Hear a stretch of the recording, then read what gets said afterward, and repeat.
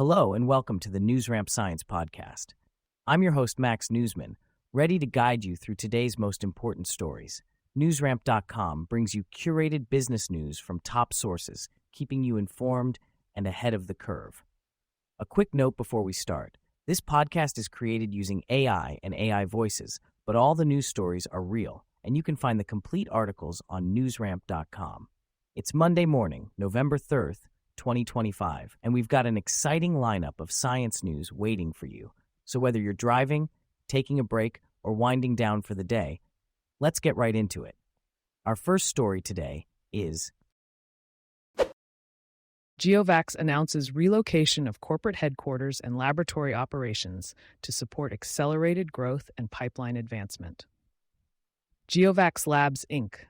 has announced the relocation of its corporate headquarters and laboratory operations to new facilities in the Atlanta metropolitan area. This move, scheduled for the fourth quarter of 2025, aims to support GeoVax's growth, expanding pipeline, and preparation for product commercialization. The laboratory group will be relocated to Science Square Portal Innovations in Midtown Atlanta to provide access to modern laboratories and collaborative research environments. The new corporate headquarters will be located in Smyrna, Georgia, establishing a hub for corporate operations. These relocations mark a significant milestone in GeoVax's evolution, positioning the company for accelerated growth and development.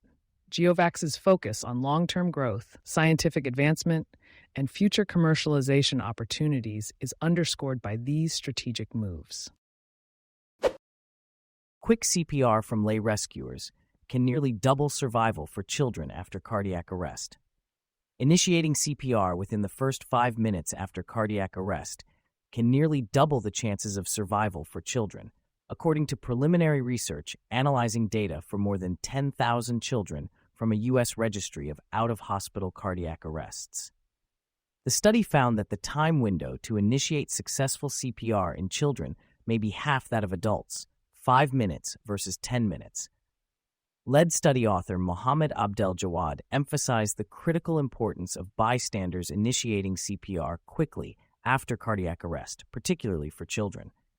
The study, to be presented at the American Heart Association's Resuscitation Science Symposium 2025, highlights the urgent need to teach and encourage more people to learn CPR and feel confident using it right away, as every second counts in saving a child's life. Optimal cardiovascular health among people with type 2 diabetes may offset dementia risk. Optimal cardiovascular health, based on the American Heart Association's Life's Essential 8 metrics, may decrease the risk of mild cognitive impairment and dementia for adults with type 2 diabetes. Among adults with both type 2 diabetes and a high genetic risk for dementia, researchers found that having moderate or high cardiovascular health greatly lowered the risk of developing mild cognitive impairment and dementia over 13 years. Maintaining optimal cardiovascular health can protect brain health even for people with type 2 diabetes, who carry the highest genetic risk for dementia. This study highlights the importance of following steps to improve cardiovascular health to reduce the risk of cognitive decline and dementia among individuals with type 2 diabetes. Assessing heart pumping glitch may reduce stroke risk in adults with heart muscle disease. Research suggests that individuals with transthyretin amyloid cardiomyopathy may face a higher risk of stroke if they also have a mechanical issue in the atrial chamber of their heart. A non-invasive risk assessment tool could help identify those at high stroke risk and in need of preventive measures.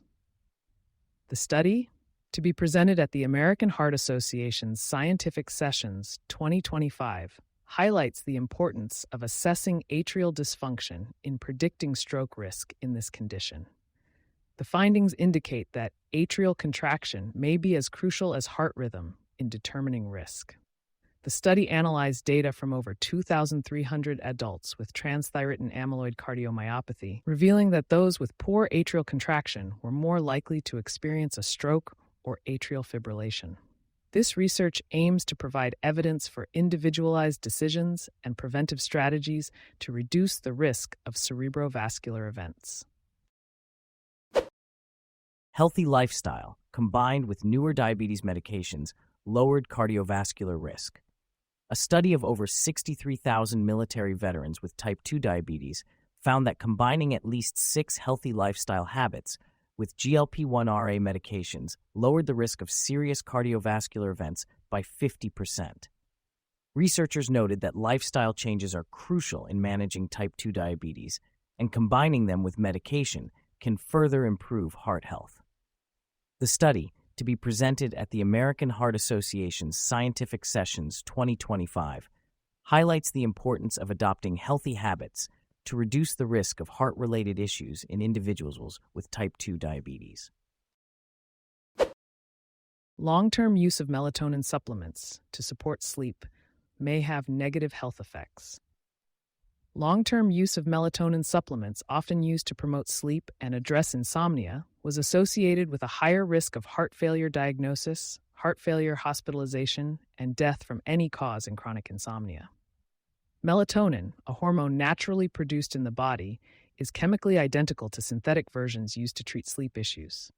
A study of over 130,000 adults found that long-term melatonin users had a 90% higher chance of heart failure compared to non-users.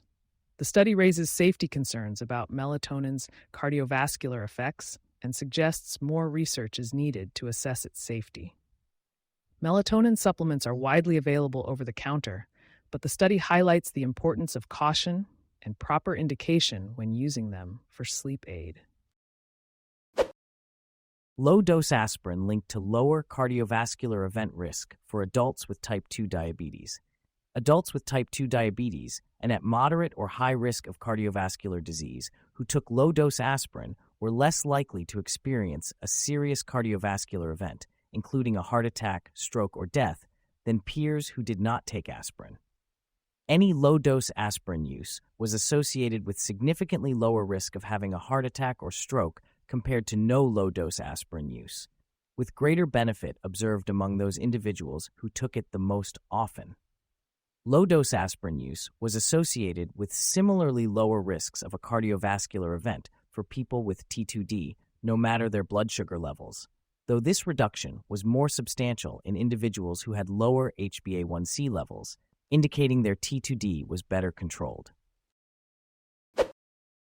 Analyzing 3 biomarker tests together may help identify high heart disease risk earlier. A recent study found that adults with elevated levels of 3 biomarkers for heart disease, lipoprotein LA, remnant cholesterol, and high-sensitivity C-reactive protein, HSCRP, had nearly triple the risk of heart attack compared to those without elevated levels. Individuals with elevated levels of only 1 biomarker had a 45% increased risk, while those with 2 biomarkers had double the risk.